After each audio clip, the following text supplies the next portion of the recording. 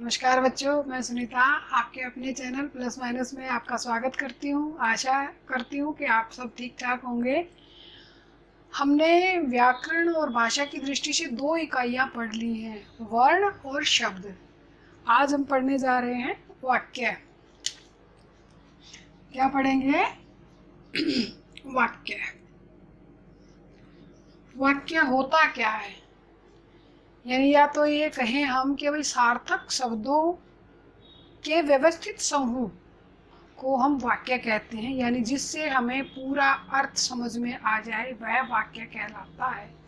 अब हम ये तो कह सकते हैं कि सार्थक शब्दों के समूह को वाक्य कहते हैं, ये आपका गलत हो जाएगा। क्या है कि सार्थक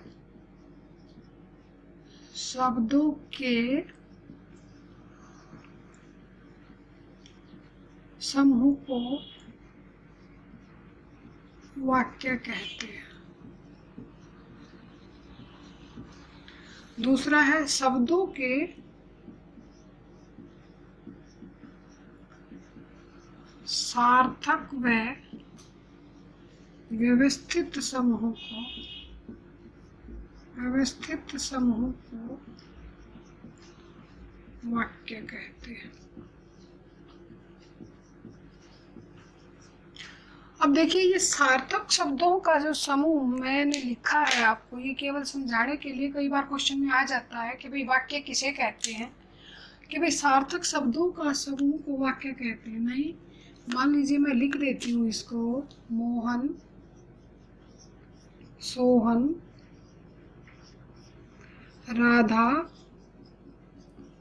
पूनम, मेघा, इस प्रकार के शब्द मैंने लिख दिए। ये समूह तो बन गया।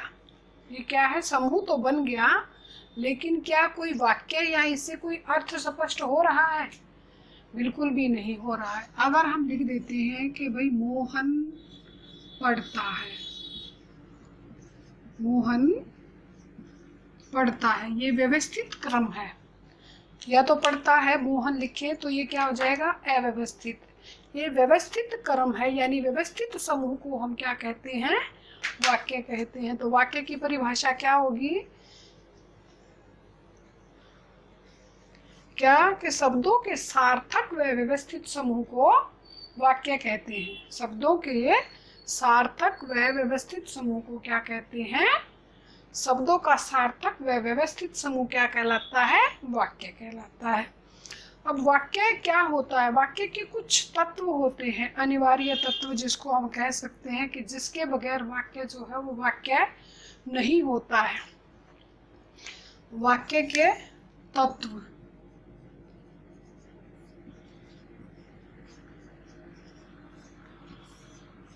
कितने होते हैं?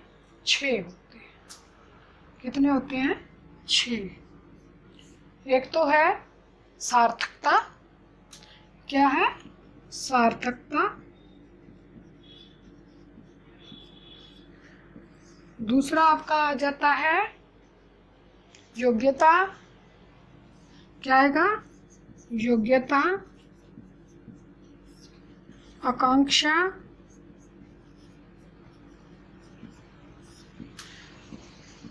पदक्रम,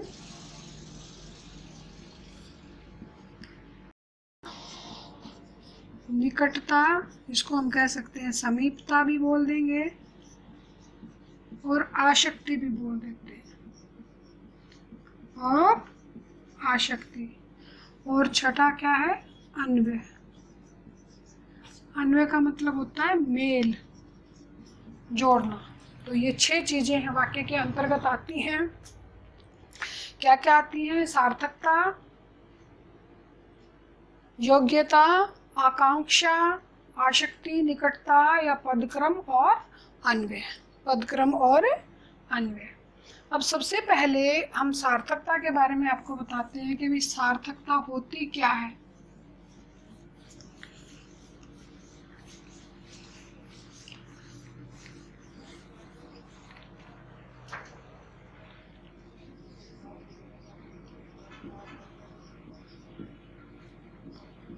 सार्थकता, जैसे वाक्य में कुछ न कुछ अर्थ तो अवश्य प्रकट होगा। सार्थकता का मतलब क्या होगा कि भाई वाक्य का कुछ न कुछ अर्थ तो अवश्य ही होगा, और उस वाक्य को बनाने के लिए हम सार्थक शब्दों का भी प्रयोग करेंगे। यानी सार्थकता क्या होगी कि वाक्य में शब्दों का सार्थक प्रयोग क्या कहलाता है, क्या कहेंगे कि इस वाक्य में कुछ न कुछ अर्थ तो अवश्य होता है। किसका? वाक्य का कुछ न कुछ अर्थ तो अवश्य होता है।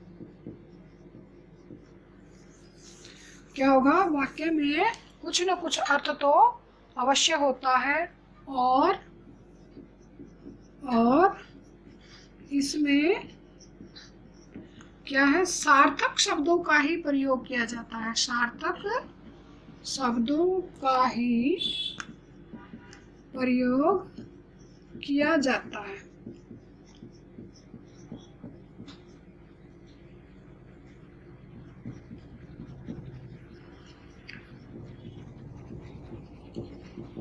जैसे राम खाना पीता है। अब ये अगर हम इसको वाक्य नहीं कहेंगे, सार्थकता शब्द नहीं होती है, क्योंकि खाना पिया नहीं जाता है, खाना खाया जाता है। राम खाना पीता है, तो ये जो पीना क्या है, ये क्या है? ये सार्थकता को खत्म कर रहा है। वैसे पीता शब्द जो है वो गलत नहीं है, उसकी सार्थकता सही है, लेकिन वाक्य में ये क्या है? गलत ढंग से प्रयोग हुआ है। इसका सही वाक्य अगर हम लिखेंगे तो क्या लिखेंगे? राम खाना खाता है। राम खाना खाता है। ये होगी सार्थकता, यानी सार्थक शब्दों का जो प्रयोग किया जाता है वह क्या कहलाता है? शुद्ध वाक्य कहलाता है। अब दूसरा आपका आ जाता है योग्यता। क्या आ जाएगा? योग्यता। योग्यता में क्या होता है कि भाई वाक्य में प्रयुक्त शब्द जो होते हैं, जब वाक्य में हम जिन शब्दों का प्रयोग करते हैं उनको हम क्या करते हैं कि उनके प्रसंग के अनुसार हम उनका अर्थ प्रकट करने की योग्यता होनी चाहिए उनमें। जैसे ये सारा कुछ ना लिख करके मैं ऐसे ओरली बता दूंगी आपको तो ज़्यादा ठीक रहेगा, क्योंकि अगर मैं इनको 6 के 6 को लिखने लगी तो बहुत ज़्यादा समय आपका भी खराब होगा। और मैं इसको इतनी गहराई से इसलिए लेके आ रही हूँ ताकि आपको पता चलना चाहिए कि भाई वाक्य के जो तत्व होते हैं वो भी क्या होते हैं। आज तक कोई नहीं करवाता है वाक्य के तत्व, आज तक किसी ने नहीं कराए हैं। मैं केवल इसीलिए बता रही हूँ कि आपको हर चीज़ का ज्ञान होना चाहिए। अब जैसे हम इसमें लिख देते हैं कि भाई जैसे चाय खाई, चाय खाई, तो क्या ये वाक्य बना? वाक्य अधूरा है। और चाय खाई नहीं जाती है, चाय पी जाती है। चाय क्या की जाती है? पी जाती है। तो यह इसकी योग्यता को सिद्ध नहीं करता है, ये गलत है। इसको क्या कहेंगे? चाय पी। क्या लिखेंगे? चाय पी। ठीक है। तीसरा आपका आ जाएगा आकांक्षा, इच्छा। आकांक्षा का मतलब क्या होगा? इच्छा।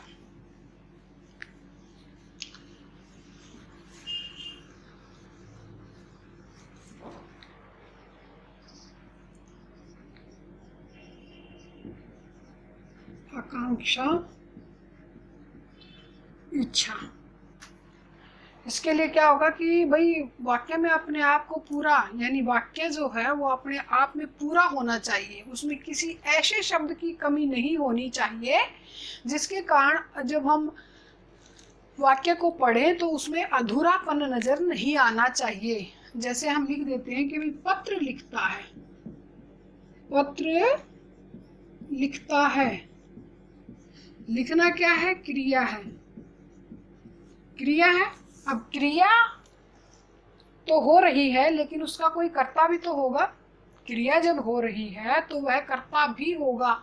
तो इसमें क्या है कि क्रिया को करने वाले को जानने की इच्छा हुई कि भाई इस क्रिया को कौन कर रहा है, इसको जानने की इच्छा।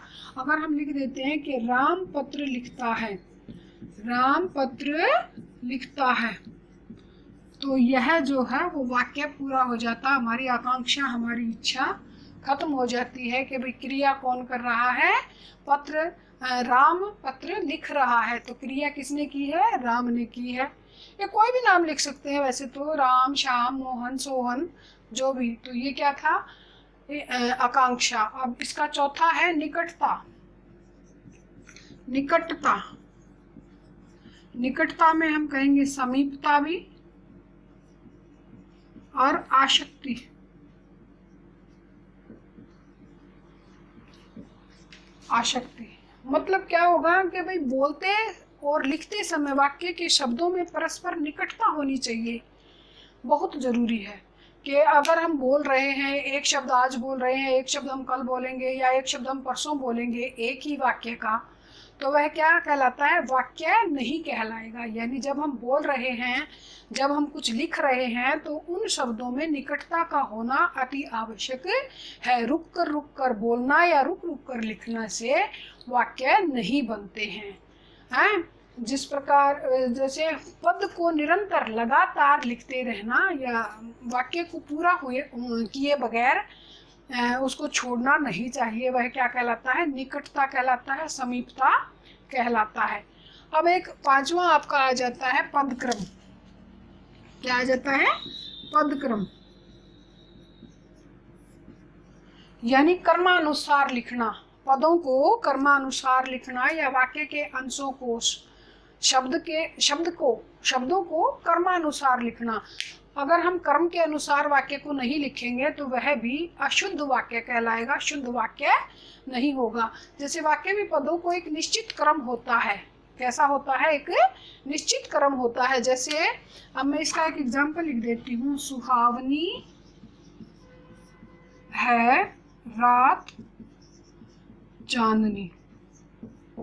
तो क्या है ये, इसमें कोई मतलब इसका हम अर्थ स्पष्ट नहीं कर पा रहे हैं। इसमें क्या है कि हमने वैसे तो ठीक लिखा है, इसकी वाक्य ठीक है, निकटता भी ठीक है। जैसे अगर हम और जब तक हम वाक्य के तत्वों को औरों को देखें कि भाई इसमें निकटता भी ठीक है, आकांक्षा भी ठीक है, मतलब अगर सही तरीके से हम देखें, लेकिन क्या है, पदक्रम जो है वो क्या है, वो सही ढंग से क्या नहीं हो रखे हैं, व्यवस्थित नहीं है।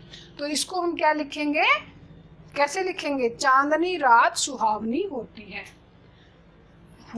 सुहावनी होती है रात। तो क्या लिख देंगे, इसका पूरा सही सेंटेंस क्या होगा, चांदनी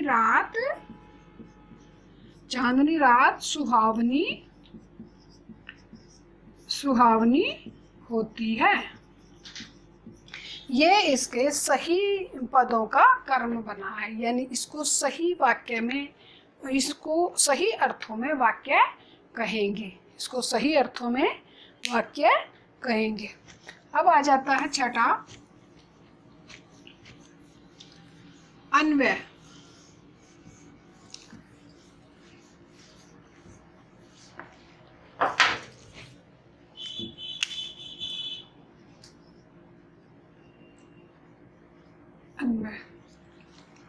अन्वय क्या कहलाता है कि अन्वय का मतलब होता है मेल। अन्वय का मतलब क्या होता है, मेल, जोड़ना। क्या होगा, मेल। अब इसमें क्या होगा कि भी वाक्य में लिंग, वचन, पुरुष और कारक के कारण क्या नहीं होता, उसका ठीक ठीक मेल होना चाहिए। किसमें, लिंग, वचन, काल और कारक के कारण उनका ठीक ठीक मेल होना चाहिए। जैसे बालक और बालिकाएं, हम लिख देते हैं बालक और बालिकाएं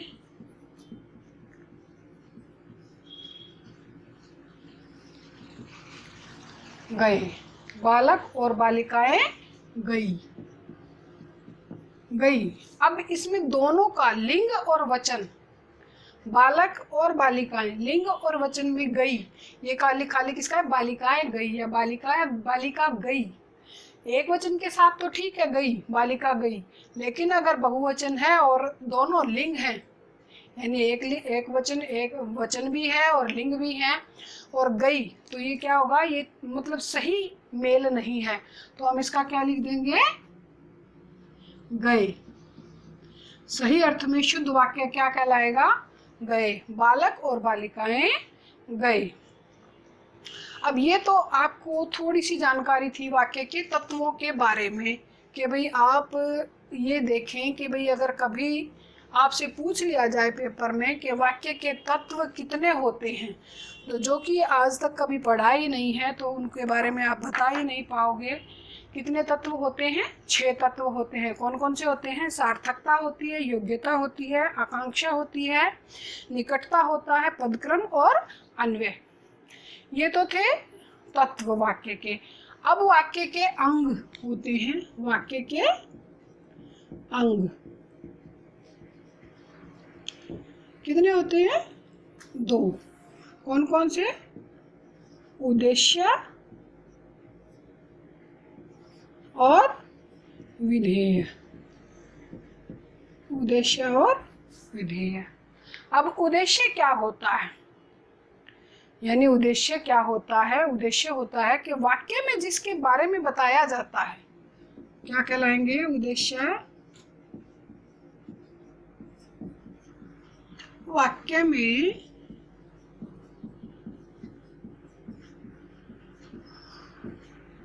जिसके बारे में बताया जाता है उद्देश्य कहलाता है। उद्देश्य कहलाता है। ठीक है। जैसे मोहन पढ़ता है। अब ये मोहन क्या है? उद्देश्य। वाक्य में जिसके बारे में बताया गया कि मोहन क्या है? पढ़ रहा है, उसके बारे में बताया ना। पढ़ने का कार्य कौन कर रहा है? मोहन कर रहा है। तो मोहन क्या होगा? उद्देश्य। मोहन क्या होगा? उद्देश्य। और पढ़ना क्या है? विधेय। अब आपको पता है कि भाई विधेय क्या होगा? ये तो मैंने बता दिया कि विधेय क्या होगा। विधेय होगा कि उद्देश्य के बारे में बताया जाए। विधेय क्या होगा? कि उद्देश्य के बारे में बताया जाए। क्या कहलाता है? विधेय कहलाता है। अब जैसे सचिन दौड़ता है। सचिन दौड़ता है। क्या है? सचिन क्या है? उद्देश्य है। और दौड़ता है विधेय है। कि भाई इस कार्य को कौन कर रहा है? दौड़ने का कार्य कौन कर रहा है? सचिन कर रहा है। तो क्या होगा कि भाई वाक्य में जिसके बारे में बताया जाए वह क्या कहलाता है? उद्देश्य कहलाता है। और उद्देश्य के बारे में बताया जाए कि भाई उद्देश्य जो है वो क्या कार्य कर रहा है, कैसे है, क्या नहीं है, उद्देश्य के बारे में बताया जाए वह क्या कहलाता है? विधेय कहलाता है। अब वाक्य के 2 अंग हैं। ये क्या है? वाक्य के 2 अंग कौन कौन से? उद्देश्य और विधेय। उद्देश्य किसको कहते हैं? कि वाक्य में जिसके बारे में बताया जाए वह क्या कहलाता है? उद्देश्य कहलाता है। और उद्देश्य के बारे में बताया जाए वह क्या कहलाता है? विधेय कहलाता है। अब हम आ जाते हैं वाक्य के प्रकार। वाक्य के प्रकार या भेद भी कह सकते हैं। कितने होते हैं? 2। एक रूप, प्रयोग, संरचना, रचना के आधार पर वाक्य के भेद कितने होते हैं? 3। दूसरा है अर्थ के आधार पर। अर्थ के आधार पर वाक्य के भेद कितने होते हैं? 8। कितने होते हैं? 8।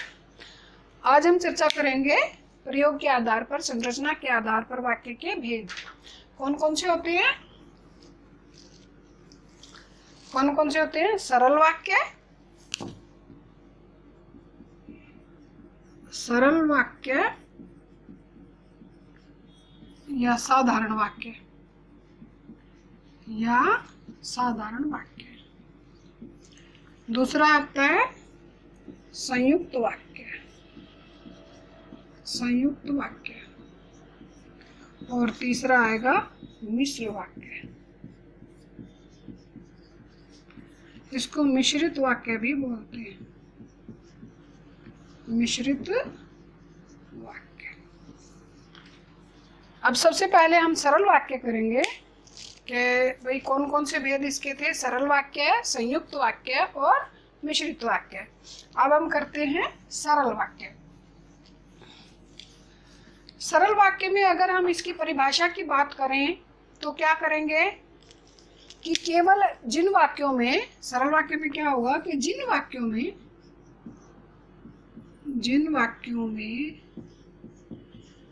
केवल एक ही उद्देश्य और एक ही विधेय होगा, विधेय होगा।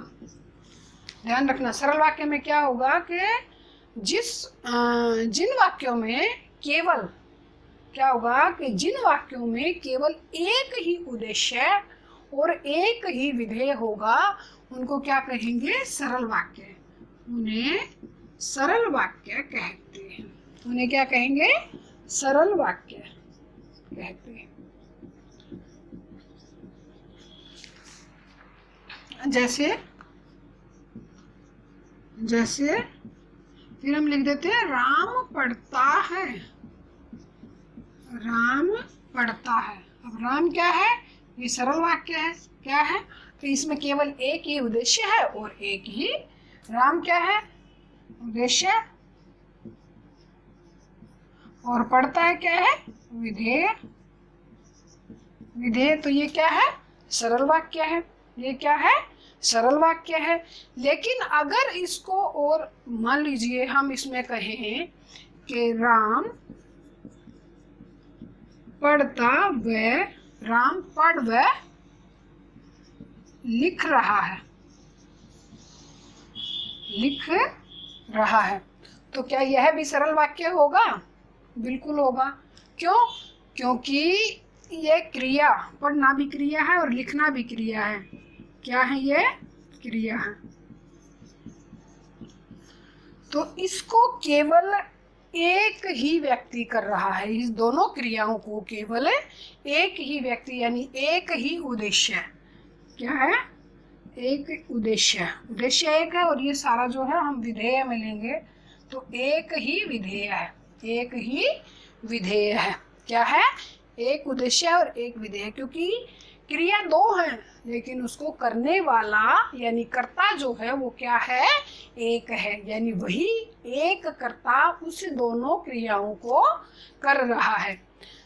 ठीक है, अब इसको एक और ले लेते हैं एग्जाम्पल इसका कि राम व श्याम पढ़ रहे हैं। अब हमने क्या देखा था कि भाई क्रियाएं दो थी लेकिन कर्ता एक था। अब क्या है, कर्ता दो हैं, कर्ता क्या है, दो हैं, लेकिन क्रिया क्या हो रही है, एक हो रही है। तो भी ये क्या होगा, साधारण वाक्य होगा। क्रिया दो हो रही हैं। अब इसको हम लिख देते हैं वैसे ही, जैसे राम व श्याम पढ़ लिख रहे हैं, पढ़ लिख रहे हैं। अब आप देखिए कि लेकिन दोनों एक ही, राम भी पढ़ लिख रहा है और श्याम भी पढ़ लिख, और राम भी क्या कर रहा है, पढ़ लिख रहा है। तो ये क्या है, दोनों ही दोनों क्रियाएं कर रहे हैं। यह तो नहीं कि भी राम केवल पढ़ रहा है और श्याम केवल लिख रहा है। तो यह क्या है, यह भी साधारण वाक्य होगा। इस प्रकार से भी आपको कंफ्यूज करने के लिए पेपर में आ जाता है कि भाई ये क्या होगा, संयुक्त वाक्य होगा कि साधारण वाक्य होगा या मिश्र वाक्य होगा। समझ आया होगा आपको ये सरल वाक्य है कि भाई ये सरल वाक्य कैसा होता है, भाई किस प्रकार से सरल वाक्य बनते हैं। ध्यान रखें कि भाई क्या होगा कि सरल वाक्य में उद्देश्य एक ही उद्देश्य और एक ही विधेय होगा। सबसे पहले क्या होगा कि अगर कर्ता दो भी हैं लेकिन क्रिया सेम है तो भी साधारण वाक्य होगा।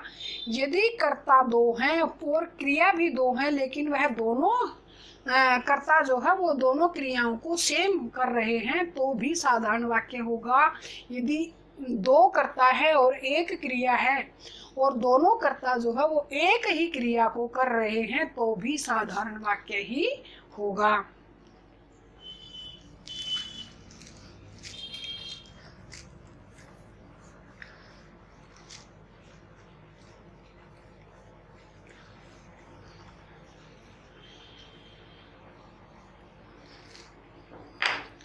दूसरा है संयुक्त वाक्य।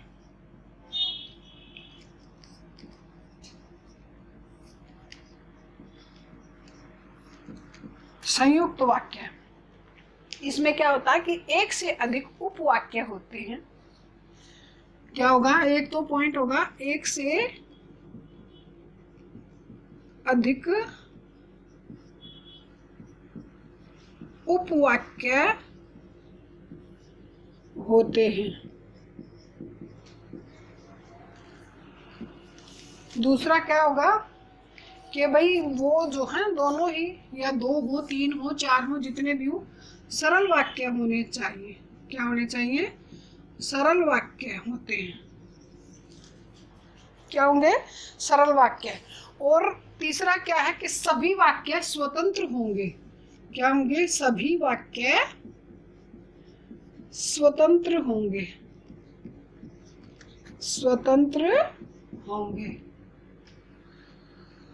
सभी वाक्य क्या होंगे?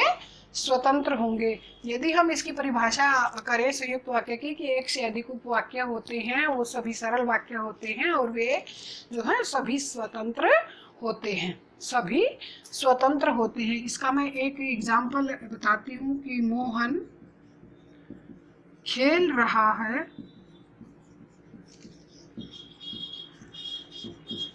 राम पढ़ रहा है, लेकिन श्याम लिख रहा है। लेकिन श्याम लिख रहा है। अब ये क्या है? स्वतंत्र वाक्य है। कैसे है? इसमें भी मोहन क्या है? उद्देश्य है। और ये क्या है? विधेय है। ये भी राम क्या है? उद्देश्य है। ये क्या है? विधेय है। श्याम क्या है? उद्देश्य है और विधेय है। और विधेय है। अब हमने पढ़ा था सरल वाक्य में क्या कि उसमें एक ही उद्देश्य होता है और एक ही विधेय होता है। अब ये क्या है? सरल वाक्य है ना, सारे सरल वाक्य होंगे। पहला क्या है कि एक से अधिक उपवाक्य होते हैं। अब ये पूरा एक वाक्य है। ये पूरा एक वाक्य, पूर्ण विराम यहाँ लगा है तो ये पूरा क्या है? एक वाक्य है, यानी ये एक वाक्य है। लेकिन इसके स्वतंत्र दूसरा क्या है? सरल वाक्य है। सरल वाक्य हमने बता दिया कि भाई ये जो है तीन उपवाक्य हैं। इसमें पूरे वाक्य में कितने हैं? तीन उपवाक्य हैं। तो क्या है? ये स्वतंत्र हैं। क्या है? ये स्वतंत्र हैं। तीनों हमारी जो बातें थी वो तीनों की तीनों फिट बैठती हैं। तो ये क्या होगा? संयुक्त वाक्य होगा। स्वतंत्र इसलिए है कि यदि हम इसको हटा दें, यदि हम इसको हटा दें तो भी ये संयुक्त वाक्य रहेगा। और मोहन खेल रहा है लेकिन श्याम लिख रहा है। उसमें उसकी सार्थकता पर, वाक्य की सार्थकता पर कोई प्रभाव नहीं पड़ा है। अब जो है वो स्वतंत्र जो वाक्य थे वह क्या हो गए? तीन की बजाय दो हो गए, लेकिन इनकी सार्थकता पर कोई प्रभाव नहीं पड़ा है। अब यहाँ पर राम पढ़ता है, पढ़ रहा है, और इसको हटा दें हम, इसको हटा दें हम तो भी जो है वो क्या हो जाएगा? ये पूर्ण वाक्य हो जाएगा। तो भी क्या हो जाएगा, मोहन खेल रहा है, राम पढ़ रहा है। इस बात का ध्यान रखें कि भाई जरूरी नहीं है कि सबका, अब हम रट के चले जाते हैं कि भाई योजक चिन्ह आते हैं किसमें, संयुक्त वाक्य में, तो क्या आ जाता है, योजक चिन्हों का प्रयोग करते हैं। लेकिन क्या होता है कि भाई कभी कभी ऐसे कोमा डालकर भी व्यक्ति मतलब एग्जामिनर जो है वो लिख देता है आपके माइंड को भरमाने के लिए। अब आप तो रट के गए हुए हैं कि भाई संयुक्त वाक्य में कौन कौन से योजक चिन्ह आते हैं, कौन कौन से आते हैं, और, एवं, तथा, या, अथवा, इसलिए, किंतु, परंतु, लेकिन, अतः, और, ये सब क्या आते हैं, संयुक्त वाक्य में आते हैं। योजक चिन्ह आते हैं, लेकिन ये सब तो इसमें लगे ही नहीं हुए हैं, तो इसका मतलब क्या है ये कि भाई ये जो है वो क्या होगा, अब संयुक्त वाक्य तो ये है नहीं, आप संयुक्त वाक्य पे तो लगाओगे नहीं, तो और जो भी लगाओगे वो तो गलत ही होगा। तो क्या होगा, इसके योजक चिन्ह जो है वो कौन कौन से हैं, अतः, और, किंतु, परंतु, लेकिन, एवं, और बहुत सारे। तो ये क्या होगा, योजक चिन्ह होंगे।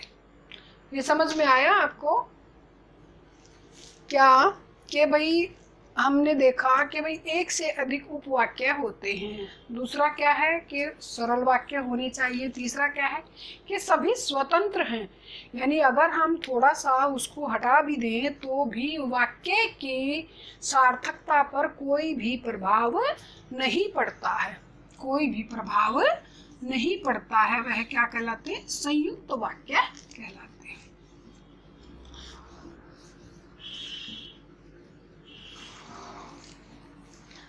अब तीसरा है मिश्र वाक्य। मिश्र वाक्य या मिश्रित वाक्य एक ही बात है, मिश्र वाक्य। अब इसमें क्या होता है कि भाई वह वाक्य जिसमें एक प्रधान उपवाक्य हो और अन्य सभी उस पर आश्रित हो। क्या होगा कि एक प्रधान उपवाक्य, एक प्रधान उपवाक्य और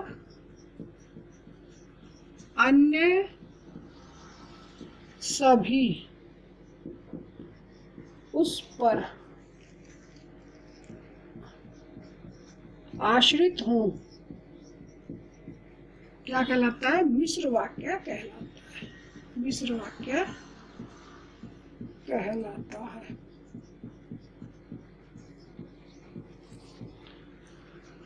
जैसे क्या होगा, आश्रित, आश्रित का मतलब उस पर निर्भर होगा, कि बगैर प्रधान उपवाक्य के जो अन्य वाक्य होंगे या अन्य जो उसके साथ जुड़ा हुआ होगा वह निष्फल होगा, उसका कोई सार्थक मूल्य नहीं होगा, वह कोई सार्थकता नहीं बताएगा। यानी मैं जानता हूँ, इसका मैं जैसे देखो कि मैं जानता हूँ, मैं जानता हूँ या जानती हूँ कि तुम्हारे अक्षर अच्छे नहीं हैं, अच्छे नहीं हैं।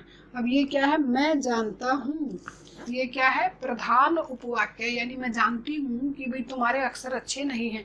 अगर हम इसको लेंगे तुम्हारे अक्षर अच्छे नहीं हैं, किसके अक्षर अच्छे नहीं है, इसमें कोई क्वेश्चन नहीं है कि भाई कौन बता रहा है, या पूरी सार्थकता को नहीं बता रहा है हमारे को इस बात को कि भाई पूरी तरह से वाक्य की सार्थकता को नहीं दर्शा रहा है, इसलिए यह क्या कहलाता है, पूर्ण वाक्य नहीं होगा।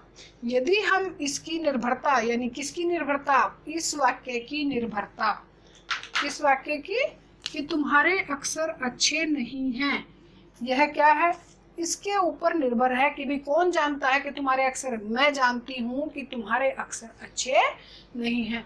तो ये क्या कहलाएगा, प्रधान उपवाक्य। क्या है, प्रधान उपवाक्य, और ये है आश्रित उपवाक्य, आश्रित उपवाक्य।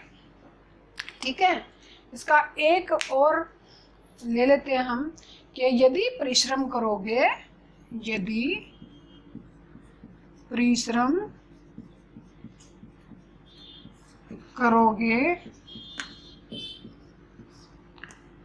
तभी सफल होगे, तभी सफल होंगे। ठीक है, अब सफल होंगे तभी सफल होंगे, ये क्या है, आश्रित है। परिश्रम करोगे, यदि और तभी, ये क्या है, योजक हैं जो कि इसको दिखाए गए हैं। क्या दिखाए गए हैं कि प्रधान उपवाक्य और आश्रित उपवाक्य को दर्शाया गया है। ठीक है, कैसे कि यदि परिश्रम करोगे तो ही सफल होगे, अन्यथा नहीं। यदि परिश्रम ही नहीं करोगे तो सफल होगे तो कोई वाक्य ही नहीं बनता। इसलिए इसकी सार्थकता को सिद्ध करने के लिए, किसकी, मिश्र वाक्य की सार्थकता को सिद्ध करने के लिए प्रधान उपवाक्य होना जरूरी है।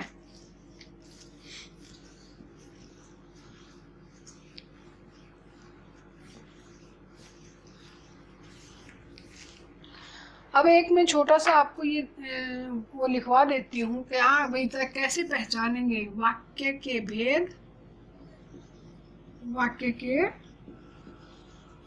भेद पहचान और उदाहरण के साथ, और उदाहरण। अब वाक्य के भेद क्या है, सबसे पहले क्या है, सरल वाक्य। क्या है, सरल वाक्य, या साधारण वाक्य भी लिख सकते हैं। क्या, साधारण वाक्य। ठीक है, अब इसकी पहचान क्या होगी, क्या हमने बताया था क्या कि इसमें एक ही उद्देश्य होगा और एक ही विधेय होगा। एक उद्देश्य प्लस एक विधेय, एक विधेय क्या कहलाता है, सरल वाक्य कहलाता है। या फिर हम इसको ऐसे लिख देंगे, क्या, सरल वाक्य। क्या बढ़ेगा, सरल वाक्य। इसमें क्या होगा कि एक ही उद्देश्य और एक ही विधेय। अब हम क्या करते हैं कि भाई इसका एक एग्जांपल बताते हैं कि भाई सूर्योदय होने पर कुहासा जाता रहा। सूर्योदय होने पर कुहासा जाता रहा। ये क्या है, सरल वाक्य। सूर्योदय उद्देश्य और ये विधेय, और ये क्या है, विधेय। क्या कि सूर्योदय उद्देश्य है, कुहासा तभी तो गया जब सूर्योदय हुआ। तो क्या कि सूर्योदय होने पर कुहासा जाता रहा। अब संयुक्त वाक्य, दूसरा क्या है, संयुक्त वाक्य। संयुक्त वाक्य, इसकी पहचान क्या होगी, सरल वाक्य प्लस सरल वाक्य। सरल वाक्य, इसमें क्या होते हैं कि सरल वाक्य होते हैं और दोनों ही क्या होते हैं, सभी, दो हो, तीन हो, चार हो, क्या होंगे, स्वतंत्र होंगे। क्या होंगे, स्वतंत्र होंगे। क्या होते हैं, स्वतंत्र होते हैं। ठीक है ना। अभी इसी को हम बनाते हैं, सूर्योदय हुआ और कुहासा जाता रहा। अब ये एक सरल वाक्य है और ये एक सरल वाक्य है। ये क्या है, सूर्योदय हुआ, सरल वाक्य, और कुहासा जाता रहा, सरल वाक्य। और ये क्या है, योजक चिन्ह। ये क्या है, योजक चिन्ह। ये क्या है, योजक चिन्ह। तो सूर्योदय हुआ और कुहासा जाता रहा। समझ में आया। अब अगला आ जाता है आपका मिश्र वाक्य। क्या आ जाता है, मिश्र वाक्य। मिश्र वाक्य में क्या आ जाएगा? प्रधान उपवाक्य, प्रधान उपवाक्य और आश्रित उपवाक्य और आश्रित उपवाक्य। क्या होगा? मिश्र वाक्य। क्या हो जाएगा? मिश्र वाक्य। अब हम इसी को लिख देते कि भाई जैसे ही, क्या है? जैसे ही सूर्योदय हुआ, सूर्योदय हुआ, वैसे ही कुहासा जाता रहा। वैसे ही कुहासा जाता रहा। अब जैसे जैसे, जैसे और वैसे, जैसे और वैसे प्रधान उपवाक्य को जोड़ने का कार्य करते हैं। जैसे और वैसे ने क्या किया है? प्रधान उपवाक्य को जोड़ दिया है, जोड़ दिया। समझ में आई? जैसे प्रधान उपवाक्य और आश्रित उपवाक्य को जोड़ने वाले शब्द हैं। प्रधान उपवाक्य और, सॉरी ये क्या लगे? प्रधान उपवाक्य और आश्रित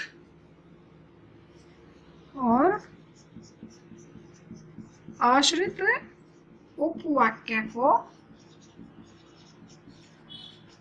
जोड़ने वाले शब्द हैं। प्रधान उपवाक्य क्या है? सूर्योदय हुआ और कुहासा सटा, ये क्या है? आश्रित उपवाक्य है। क्या है? आश्रित उपवाक्य। और ये प्रधान उपवाक्य। क्या है? प्रधान उपवाक्य। ठीक है, समझ आया? इसको थोड़ा रेड पेन से लिख देती हूँ। सूर्योदय हुआ, क्या है ये? प्रधान उपवाक्य।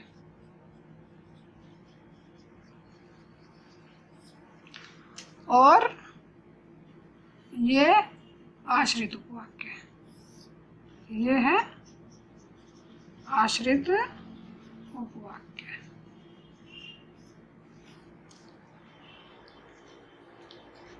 ये आपको मैंने बताया इनकी पहचान। क्या सबसे पहले तो क्या सरल वाक्य में क्या था? सरल वाक्य में आपको क्या होगा? एक ही उद्देश्य और एक ही विधेय होगा सरल वाक्य में। संयुक्त वाक्य में क्या होगा? सरल वाक्य प्लस सरल वाक्य, यानी 2 से अधिक भी सरल वाक्य हो सकते हैं, 3 भी हो सकते हैं, 4 भी हो सकते हैं। अगर उनमें से कोई भी एक वाक्य को या एक मतलब उसके अंग को अगर हम हटा देते हैं तो भी वाक्य की सार्थकता पर कोई प्रभाव नहीं पड़ता है। मिश्र वाक्य में एक प्रधान उपवाक्य होता है और बाकी उस पर सभी आश्रित वाक्य होते हैं। ठीक है, इतना समझ में आया होगा। इसका अगला पार्ट हम अर्थ के आधार पर कल करेंगे। धन्यवाद।